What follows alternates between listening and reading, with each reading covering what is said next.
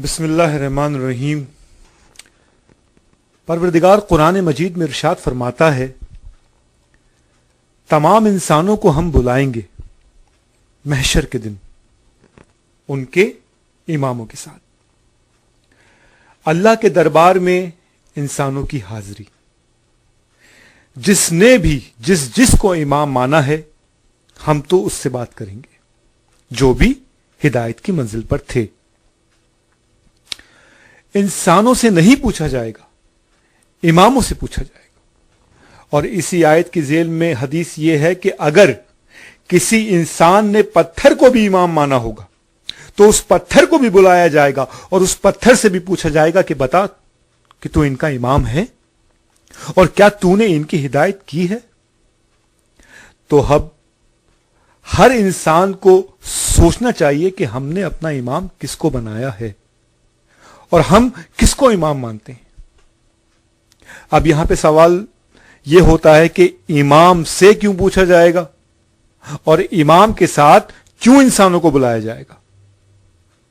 तो उसकी दलील यह है कि लफ्ज इमाम का जो मतलब है, जो मायनी है, वो है आगे चलने वाला। याद रखिएगा कि लफ्ज इमाम की जो मायनी है वो है आगे चलने वाला, कौम को लेकर आगे चलने वाला। इसकी छोटी सी मैं दलील दे दूं कि तामीर मकान के सिलसिले में जो राजमिस्त्री होता है, जो मजदूरों का सरदार होता है, जो ये देखता है कि बुनियाद दुरुस्त है, सीधी है, कहीं इसमें कच तो पैदा नहीं हो गया, इसलिए कि अगर बुनियाद में कजी पैदा हो गई तो पूरी बुनियाद, पूरी इमारत दुरुस्त नहीं रहेगी। तो एक एक ईंट को सीधा रखने के लिए एक डोरी होती है और उस डोरी में एक भारी वजन लटकता है लोहे का, जिससे दीवार को सीधा करते हैं। उस डोरी को इमाम कहते हैं, उस डोरी को इमाम कहते हैं। जो चीज हिदायत दे रही हो, जो चीज हिदायत दे रही है वो डोरी है, तो डोरी को इमाम कहते हैं। तो इमाम का काम है कि कौमों को कजी की तरफ न जाने देना, दुरुस्त सिमत की तरफ लेकर चलना, यह है इमामत। इसलिए तस्बीह में 2 इमाम आते हैं, मंजिलें 3 हैं, लेकिन इमाम 2 हैं। जब आपने अल्लाह अकबर को 34 बार खत्म किया तो इमाम आया, यानी एक मंजिल खत्म हुई, अल्लाह अकबर। तो इमाम ने बताया कि अब आगे चलो और कहो अल्हम्दुलिल्लाह। तो फिर एक इमाम आया, फिर उसने कहा कि आगे चलो और कहो सुभान अल्लाह। तो हर तस्बीह में 2 इमाम होते हैं। फातिमा ज़हरा अल्लाह की नजर में तस्बीह हैं, इसलिए कि उनकी गोद में 2 इमाम हैं। अल्लाहुम्मा सल्ली अला मुहम्मदिन व आलि मुहम्मद, अल्लाहुम्मा सल्ली अला मुहम्मदिन व आलि मुहम्मद। जैसे नबूवत और रिसालत आसमानी मनसब हैं, इसी तरह इमामत भी आसमानी मनसब है। वो जिसको मुकर्रर कर दे वो है इमाम। अल्लाह की तरफ से एक कड़ी निगरानी है इंसानों पर।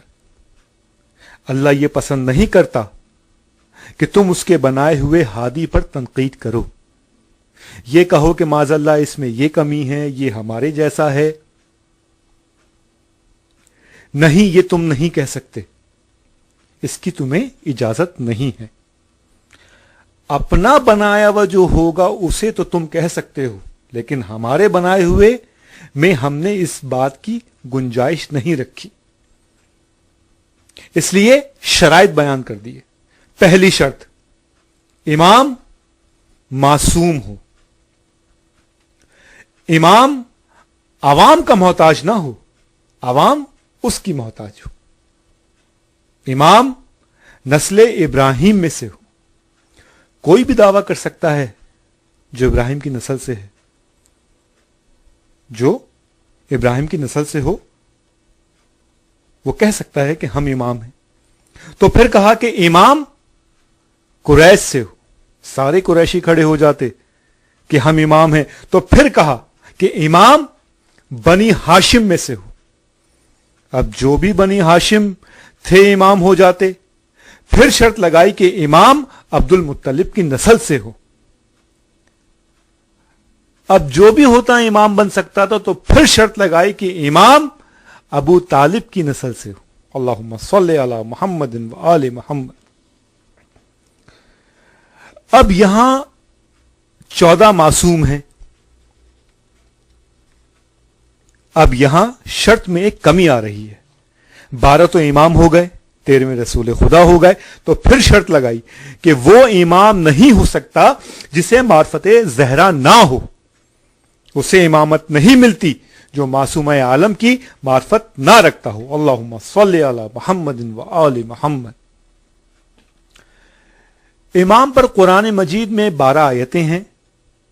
دیکھیں کہ 12 امام ہیں اور 12 آیتیں قرآن میں ہیں. تو امام کا جہاں بھی ذکر ہو, چاہے وہ حدیث ہو چاہے وہ تاریخ ہو, تعداد 12 ہے. اب جب 12 امام کی روایت مضبوط ہو گئی, مشہور ہو گئی, تو اب مسلمانوں کو ہوش آیا کہ بھائی 12 کی تو حدیث ہے, تو 12 امام بننے چاہیے.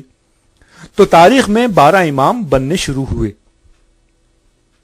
بعد رسول خدا 2 تاریخیں چلیں, ایک اسلام کی تاریخ اور ایک مسلمانوں کی تاریخ. اب جبکہ مسلمانوں کی تاریخ میں ظاہر ہے مورخ کی اپنی پسند تھی.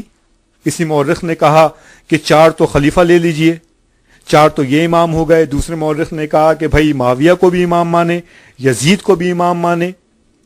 اچھا ایسا کریں کہ یزید کے بعد مروان کو بھی, اور مروان کے 4 بیٹوں کو امام مانے. منصور کو لے لیجئے, مامون کو لے لیجئے, ان سب کو ملا کر پورا کر لو. 1400 سال گزر گئے, 12 کی گنتی پوری نہ کر سکے, جبکہ تعداد میں زیادہ تھے. اب بعد کربلا مسلمانوں کے سمجھ میں بات آئی, ہم تو خلافت کو آئیڈیل سمجھتے تھے, لیکن یزید کے بعد تو خلافت تو ایک گالی بن گئی, اسے تو اچھا نہیں سمجھا جاتا. ارے دیکھو تو آل محمد کے چاہنے والوں کے پاس بہت سے لفظ تھے. ارے ان کے پاس امامت بھی ہے, تو اب چلو امام بناتے ہیں. تعجب کی بات یہ ہے کہ خلیفہ بھی 4 بنا پائے تھے, اس لیے کہ امام بھی 4 ہی بن پائے. اب اس کے بعد ہم نے خلافت کا لفظ چھوڑ کر امامت کا لفظ چھینا تھا, مگر ہمیں یہ نہیں پتا تھا کہ ان کے پاس لفظ ولایت بھی ہے. اب دیکھیں کتنی دیر کے بعد, یعنی غدیر کے بعد خلافت سمجھ میں آیا. کربلا کے بعد امامت. جب 4 امام بنا لیے تو پتا چلا کہ ولایت ان کے پاس ہے. اب ولایت کا کیا کریں؟ اب اس کا بھی ایک سلسلہ چلا دو. اب کہا کہ یہ حسن بصری ہیں, یہ ان کی شرح ہے, صوفی جو ہوتا ہے وہ ولایت کا تاجدار ہوتا ہے, تو ہر جگہ ولی بنا دو. عجیب بات یہ ہے کہ چاہے خلیفہ بنائیں, خلافت کا سلسلہ ہو یا امامت کا سلسلہ ہو, ولایت کا سلسلہ ہو, بغیر علی کے کوئی اسکول چل نہیں سکتا. بغیر علی کے, بغیر مولا علی علیہ السلام کے کوئی اسکول نہیں چل سکتا. یعنی ہر شعبے میں علی کو رکھنا پڑا. بچ رہے تھے علی سے, لیکن بار بار علی آ رہے تھے. بھائی کوشش کیا تھی؟ یہی کوشش تھی نا کہ اتنے ولی بنا دو کہ علی ولی کسی کو یاد نہ رہے. لیکن جب ہر ولی ولایت کی منزل پر آیا تو وہ اپنی ولایت کو عوام سے منوانا چاہتا تھا. عوام اس کی ولایت ماننے کو تیار نہیں تھی. عوام کہتی تھی کہ علی ولی کے بغیر ولایت نہیں ملتی. کسی بھی ولی کو ولایت اس وقت تک نہیں ملی جب تک علی ولی سے ولی نے رجوع نہیں کیا. علی ولی سے ولی نے رجوع نہیں کیا. بھائی جب علی کو خلافت ملی تو خلافت کو عزت ملی. دنیا میں اور علی میں فرق ہے. امام بنانا آسان ہے، امامت کو عزت علی سے ملتی ہے. ولی بنانا آسان ہے، ولایت کو عزت علی سے ملتی ہے. اچھا دیکھیے کہ علی کے کیا معنی ہیں. لفظ علی کے معنی جیسے کہ سب کو پتا ہے بلند.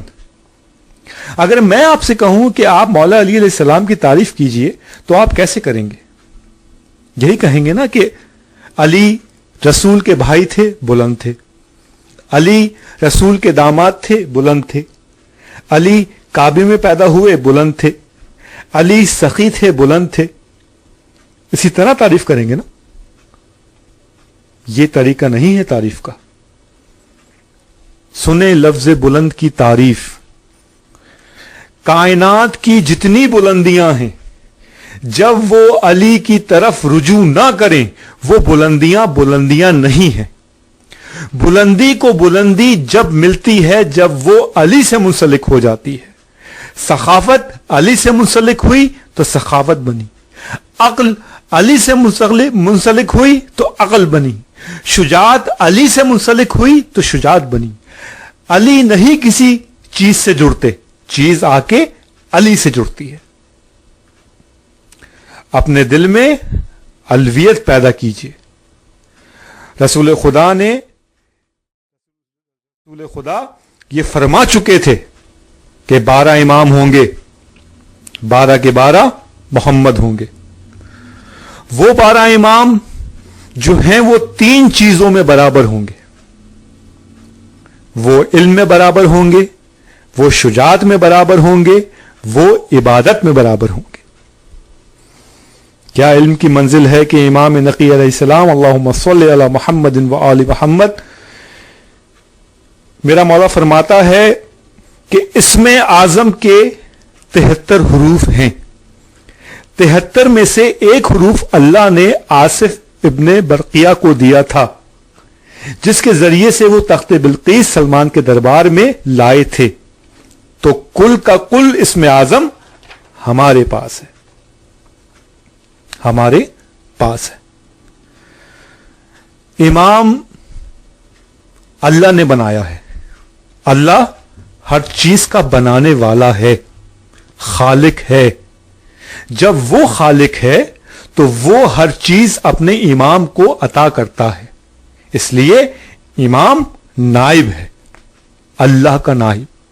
اللہم صلی علی محمد و آل محمد. اللہم صلی علی محمد و آل محمد.